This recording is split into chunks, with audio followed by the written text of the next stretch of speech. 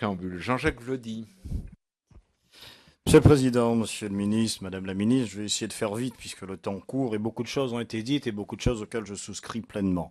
Mais permettez-moi quand même de rappeler, pour ceux qui sont nos détracteurs du moment et qui s'interrogent sur le changement, c'est maintenant le thème du slogan de notre campagne présidentielle, il faut leur renvoyer à ce qui est débattu aujourd'hui. Oui, le changement, c'est bien maintenant. Il n'y a qu'à voir la politique qui est menée en faveur de l'éducation nationale.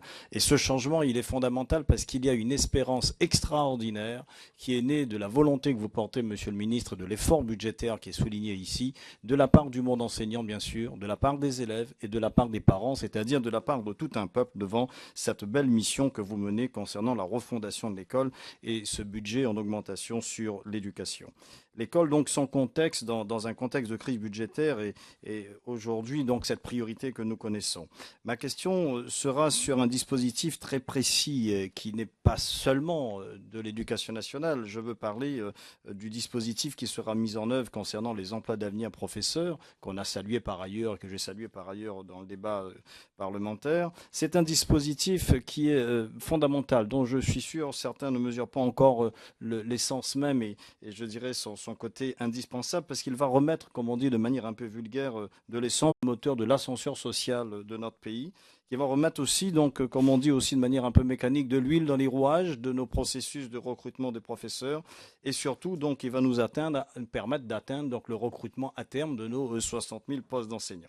Alors, ces emplois d'avenir professeurs sont attendus de manière presque fébrile pour une grande partie de nos jeunes, et particulièrement dans les territoires d'outre-mer et sur mon territoire de la Réunion, où les étudiants, les parents et les élus locaux sont bien évidemment attentifs à la manière dont cela va être mis en œuvre. Alors, attentif pourquoi? Parce que sur un territoire comme la Réunion, la situation sociale, vous la connaissez, elle est extrêmement difficile. Je donnerai juste un chiffre pour que tout le monde mesure un peu l'ampleur de la situation.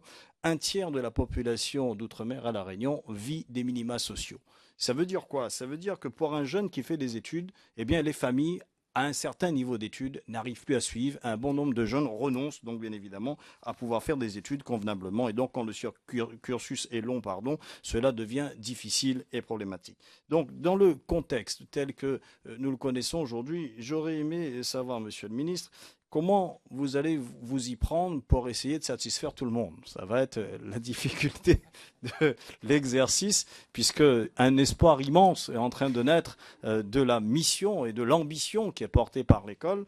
Et bien évidemment, tous les élus, tous les parents et tous les élèves seront attentifs et voudront bien évidemment tout légitimement que la meilleure part des moyens qui seront attribués à l'éducation nationale se retrouvent à l'échelle de leur territoire. Chacun voudra que son département, que sa région soit, si ce n'est la mieux lotie. Je crois qu'il ne faut pas rentrer dans cette logique. Allons travailler simplement sur une question d'équité, de regarder quels sont véritablement les besoins de chaque territoire. Et c'est la question que je voudrais vous poser. Comment vous allez vous y prendre pour répartir ces 6 000 emplois d'avenir professeurs? Et comment vous allez vous y prendre pour faire naître dans nos territoires de la République, eh bien, les priorités, quelles sont les priorités que vous allez accorder et dans quel territoire, dans quelles conditions, sous quels critères.